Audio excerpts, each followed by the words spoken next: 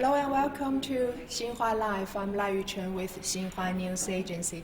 Today we've come to the southwestern suburb of Beijing, and this is the workshop of UC Technology, a Chinese startup researching and developing self-driving cars. Today we're going to show you some futuristic driverless cars, and we will have an in-depth conversation with Mr. Wu Gansha, its developer and co-founder and CEO of this company. So stay tuned and you'll find some interesting facts and thoughts about the self-driving in China. Gansha, we know that UC was founded about 1 year ago in February 2016, right? But you've already launched a model car, MC2, at the CES in Vegas in January. So what are the secrets behind such a rapid progress in only 11 months? Actually, we don't have many secrets. And I have to emphasize, our main purpose is to develop the core technology instead of building cars. Okay. But we have to have a platform to materialize all the driverless ideas and the technology.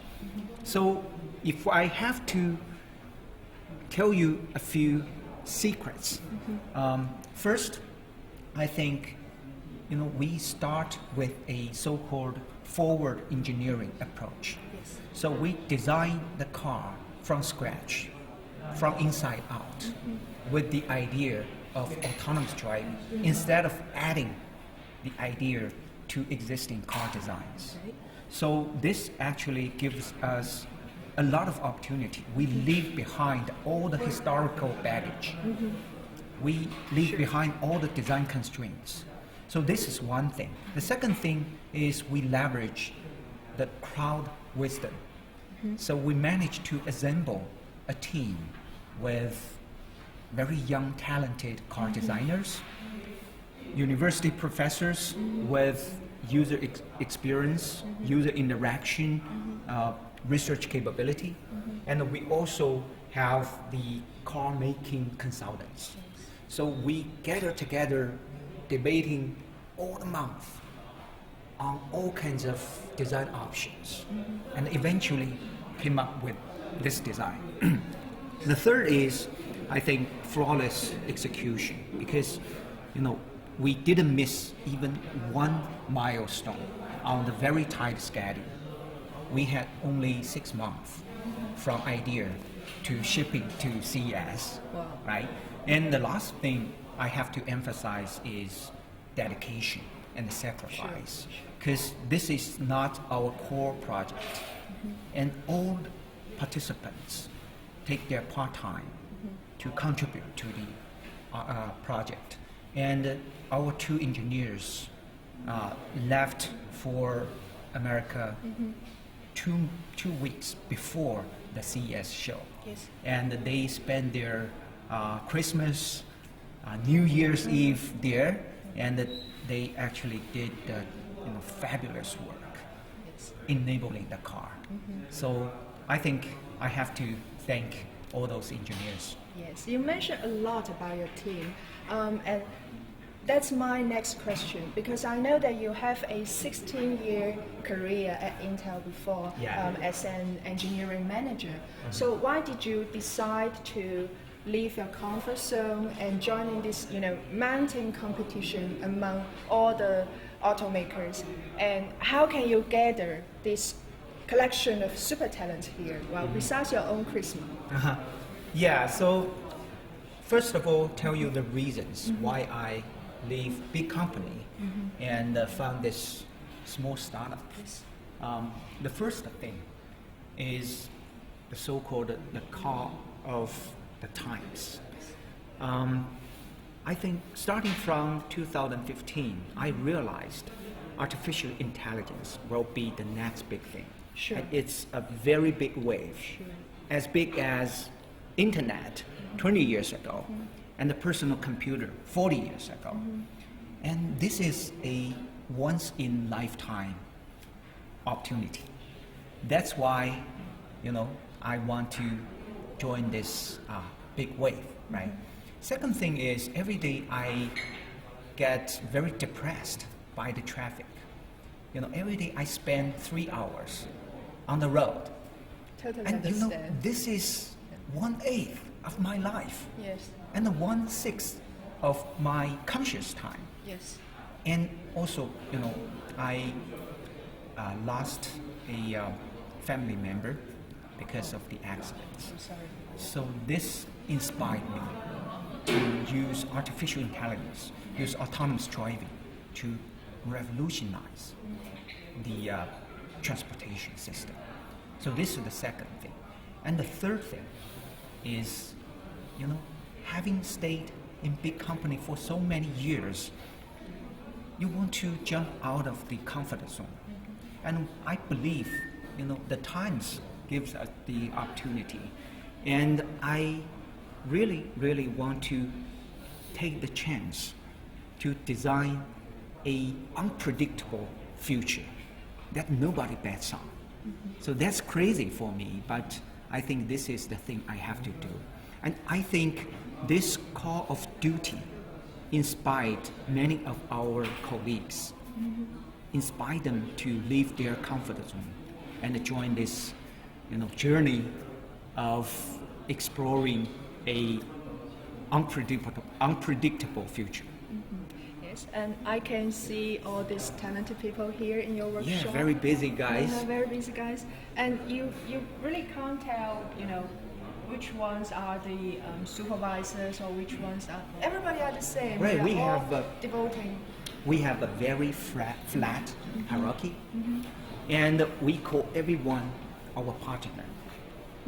Partner means they are the owners, Yes. and they have great freedom to do the innovation, and they take the responsibility to make the company better. So that's why you don't see supervisors, don't see workers. All of us actually manage ourselves. Sure. After hearing your story, we can't wait to have a closer look at your prototype car. Right. And that's the one, right? Yeah, this is the one that we want to take a test ride today. But as you can see, we have all kinds of cars. Sure. And the best car is in Shanghai, the CES car. Yes. Hopefully next time I can show you the car Sure. and take the ride. Sure. But today I choose this one. This one has very interesting design. As you can see, it has two rows facing each other. Yes, I can't really distinguish the front from the rear. Or, You cannot distinguish Yes. that. And there is no steering wheel, no brakes, right? Yeah. And this is the thing that we actually use for diagnosis. But in the overall design, we don't have the driver's seat. We don't have steering wheel and any other actuators. Yes. That's totally different from the vehicles people are used to. No, it's totally different. And it has all the sensors. The sensors are used to perceive and understand the environment, to identify the obstacles, and do the right maneuver to make sure everything is safe. But actually, I don't see, the big sensors people usually see on top of those. Yeah, our rationale is we want a affordable mobility solution. We don't want to employ very expensive sensors.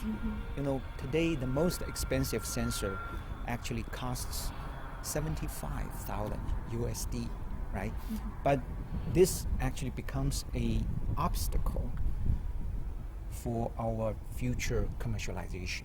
So that's why we use cheap sensors, but more sophisticated AI algorithms. Do you want to have a Sure. ride? Sure.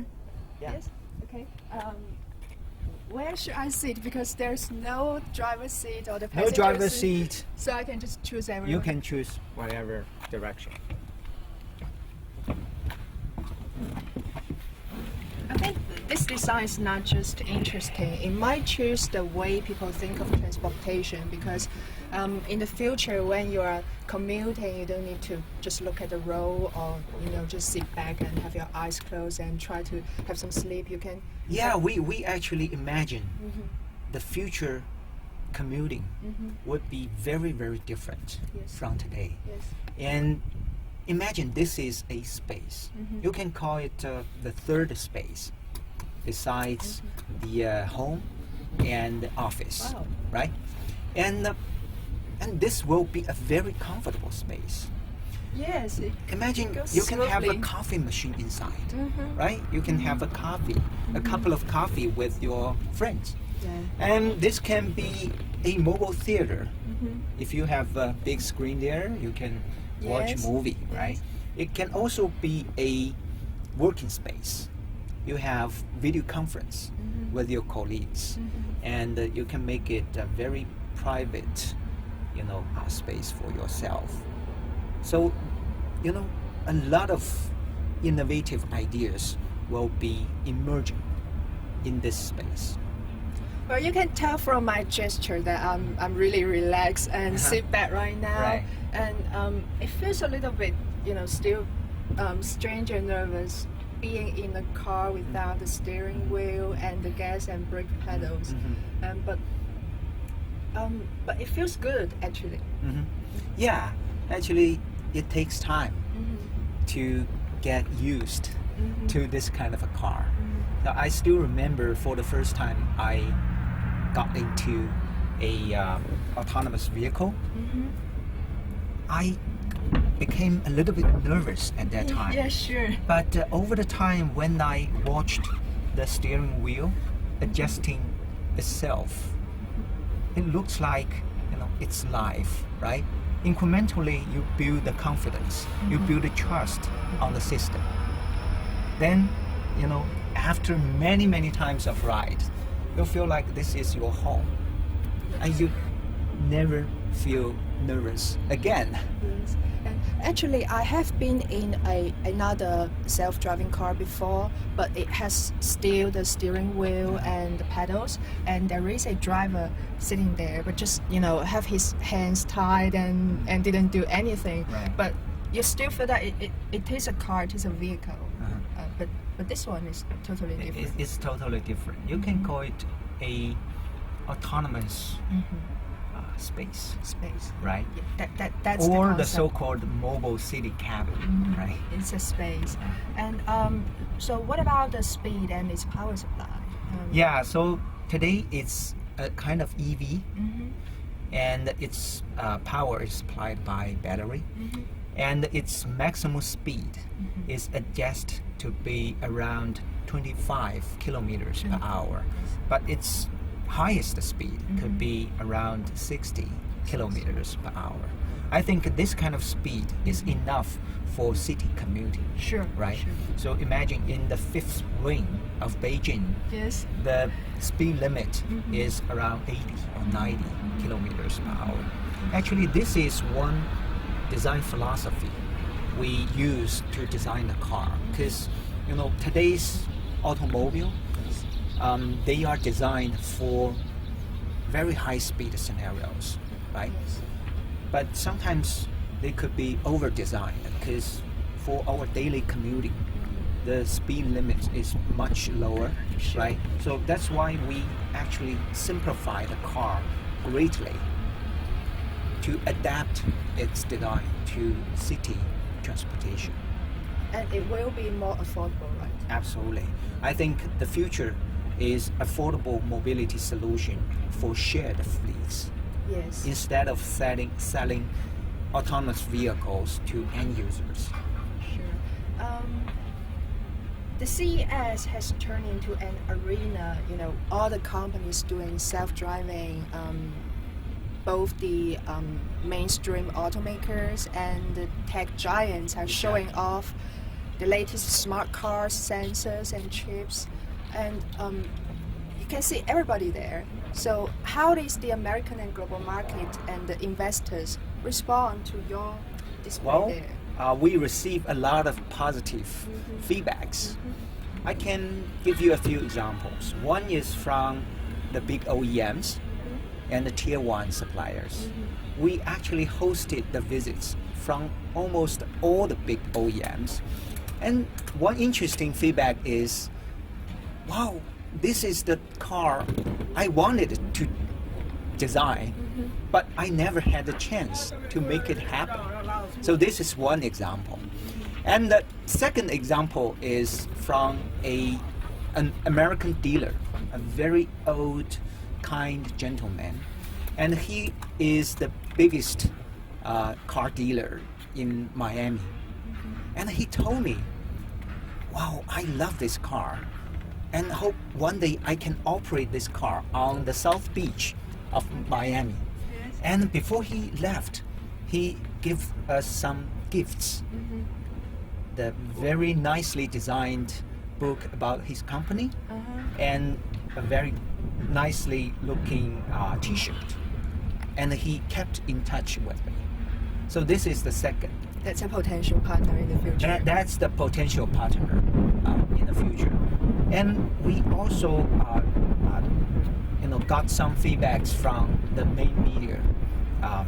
For example, mainstream media. For example, Time Inc. The editor at large of Time Inc. actually interviewed us, and he greatly agreed with our design philosophy. And he said, well, instead of building much complicated and expensive cars, we should design the affordable mobility solution for shared fleets that everyone can enjoy every day, right? So all these are very encouraging feedbacks. Yes, and everybody are competing. Everyone want to be the first one to commercialize self-driving cars. You've told media that the mass production of your car may kick off in 1 year if everything goes well. And tell us more about your plans. Yeah, so for a startup to step in this territory, you have to be very smart, right? Yes. The good thing is all the big giants, they have spent tremendous time and efforts doing the pathfinding. Yes. And this saved us a lot of money, right? This is first thing. So we can learn from them, right? The second thing is, for startup, we can be very, very focused. I was always inspired by a parable. A lion tried to chase a rabbit, but he failed. Why? And all the animals played a joke on the lion. And the lion said, well, the rabbit is just a lunch for me. But he was running for his life, right? So we have this attitude towards death, and we fight for living, right? So this is a very different mentality, right? And the third thing is, for startups, we have to take a different strategy. We call it innovation from the edge. So, we can find those vertical, small niche markets from the mainstream markets. Yes. And these markets are relatively small. The profit is small as well, and the risks are high. That's why the big players don't enter this market. So we start from this market, do all the innovations, and then we try to go into this main market. So we don't compete with those big players directly. So now we have the plan. We have the 3-stage plan: demo, deploy, and production. So we finished the demo last year. And this year, the main objective is to deploy tens of those vehicles to different campuses. For example, in the resorts, in the local attraction, in universities, in the logistics area, right? So I think this deployment will help us to collect the data, to evolve our software and hardware solutions. So the next year would be production. Yes. And we need more talents with the complementary skills.